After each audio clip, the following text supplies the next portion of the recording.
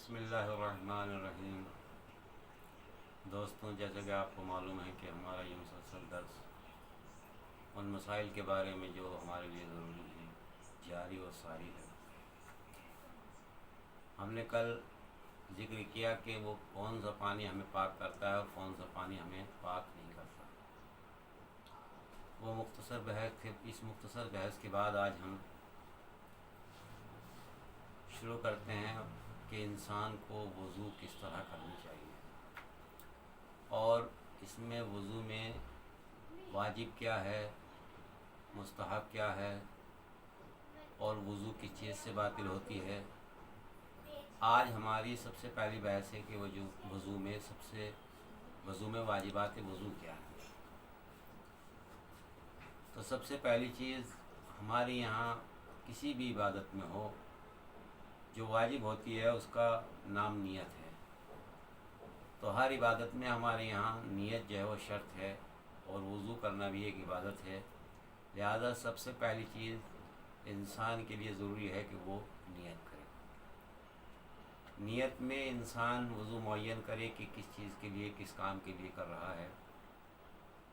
لیکن اگر کوئی انسان صرف قربت کی نیت سے وضو کرے کہ میں وضو کرتا ہوں قربتاً اللہ، اور اس کے دوران نماز کا وقت ہو جائے یا قرآن مجید کو ہاتھ لگانا پڑے یا کوئی اور کام انجام دینا پڑے جس میں طہارت کی شرط ہے، جس میں وضو کی شرط ہے، تو انسان اس وضو سے بھی اس عمل کو انجام دے سکتا ہے۔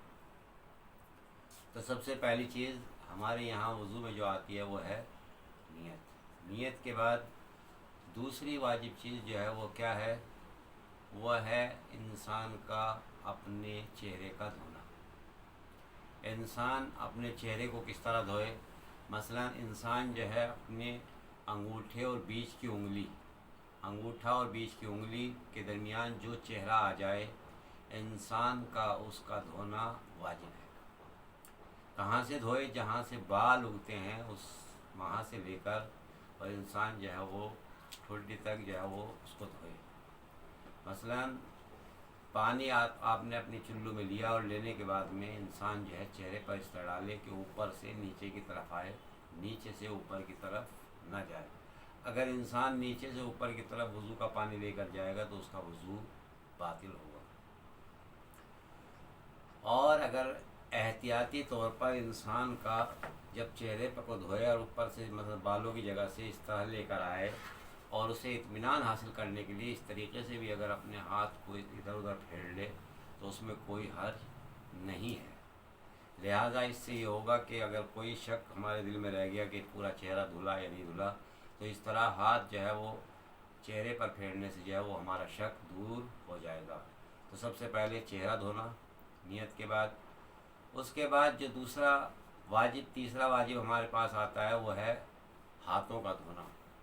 انسان کو چاہیے کہ وہ اپنے ہاتھ میں پانی لے، اور پانی لینے کے بعد میں اپنی کونیوں سے اور انگلیوں کے سرے تک ڈالے۔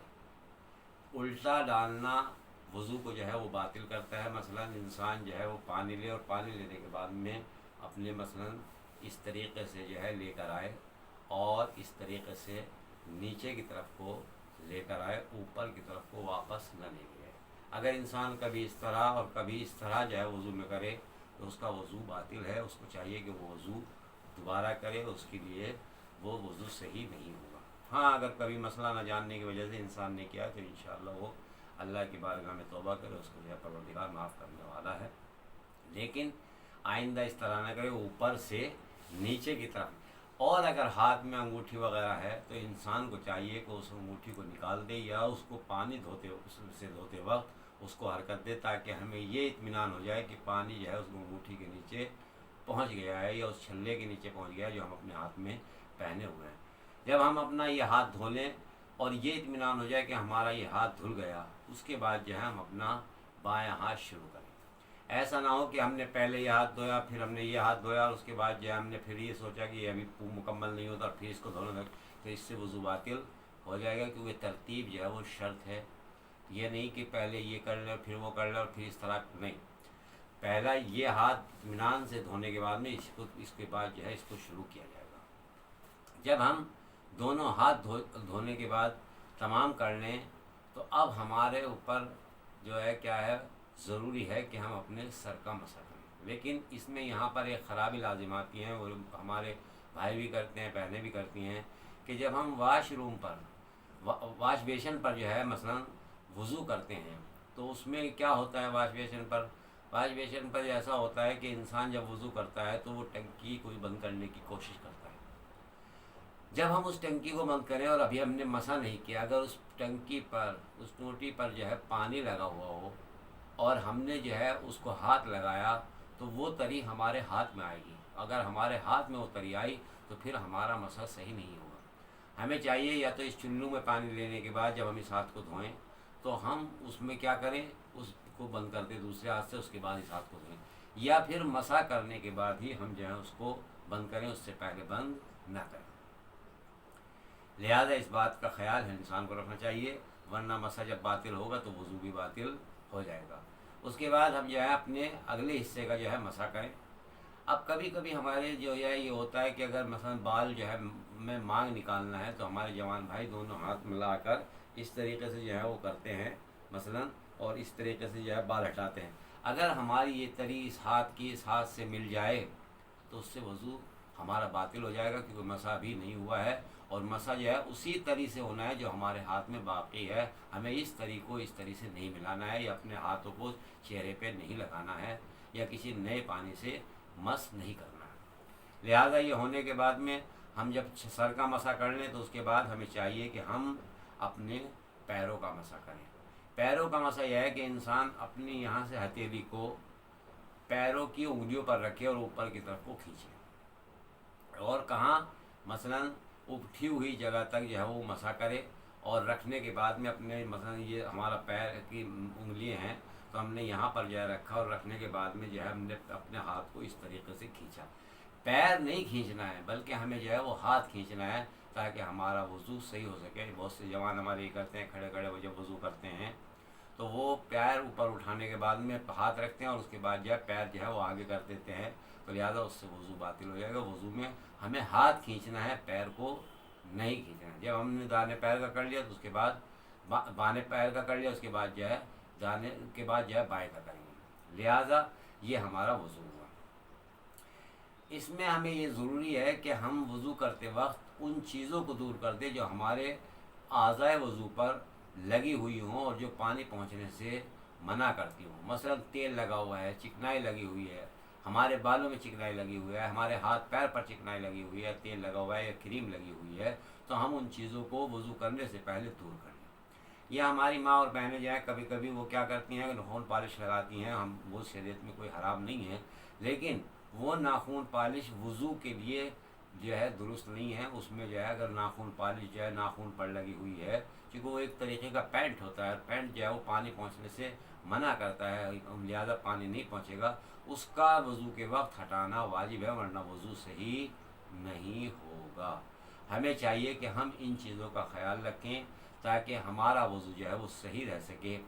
یہ تو ہوئے واجبات وضو کے، جس میں وضو جو ہے مثلا جس میں وضو میں جو ہے یہ چیزیں واجب ہیں کہ ہم پہلے نیت، اس کے بعد جو ہے مثلا چہرے کا دھونا، اس کے بعد دانے ہاتھ کا، اس کے بعد بائیں ہاتھ کا، اس کے بعد سر کا مسح، اس کے بعد پیروں کا مسح، اور اس کے بعد جو ہے ترتیب یعنی ایک کے بعد دوسرا، پہلے نیت، اس کے بعد چہرہ، اس کے بعد ہاتھ، اس کے بعد سر کا مسح، اس کے بعد پیروں کا مسح، موالات، یعنی اتنی تاخیر نہ کریں ہم کہ ہمارے وضو کا پانی سوکھ جائے یا کوئی دیکھنے والا یہ کہے کہ یہ وضو نہیں بلکہ پتہ نہیں نہ جانے کیا کر رہا ہے، ہم نے منہ دھویا اور کھڑے ہو گئے، اس طریقے سے ہاتھ دھویا اور اس کے بعد جو ہے باتیں کرنے لگے، کھڑے ہو گئے، یا ہم نے جو ہے مثلا دانے سر کا مسح کیا اور اس کے بعد جو ہے اپنے باتیں کرتے رہے، یاد نہیں، اور پھر اس کے بعد 10 منٹ کے بعد، 5 منٹ کے بعد، 2 منٹ کے بعد وضو مطلب مسح کیا، تو یہ وضو کو باطل کر دے گا، بلکہ ایک کے بعد دوسرے کا کرنا ضروری ہے۔ ترتیب بھی ضروری ہے، پہلے نیت، پھر چہرہ، اس کے بعد ہاتھوں کو دھونا، اس کے بعد سر کا مسح، اس کے بعد پیروں کا مسح، اسی طریقے سے موالات ضروری ہے، یعنی اتنی تاخیر نہ ہو وضو کے درمیان کہ ایک اعضا دھونے کے بعد دوسرے اعضا میں تاخیر ہو جائے، بلکہ فوراً جو ہے اس کام کو انجام دینا چاہیے۔ یہ ہوئی واجبات وضو۔ مستحبات وضو کیا ہے؟ مثلا جیسے کہ ہمارے یہاں بہت سے سمجھتے ہیں کہ یہ چیز واجبات میں ہے، لیکن یہ واجبات میں نہیں ہے، مستحبات میں ہے۔ وہ کیا ہے؟ مثلا انسان کا گٹوں تک ہاتھوں کا دھونا، یہ مستحب ہے۔ انسان جو ہے وہ گھٹنوں تک ہاتھ دھوئے وضو میں مثلا پہلے، یا مثلا مطلب کلی کرنا 3 مرتبہ، یا ناک میں پانی ڈالنا، یہ چیزیں ہماری جو ہیں مستحب ہیں کہ انسان جو ہے وہ وضو میں۔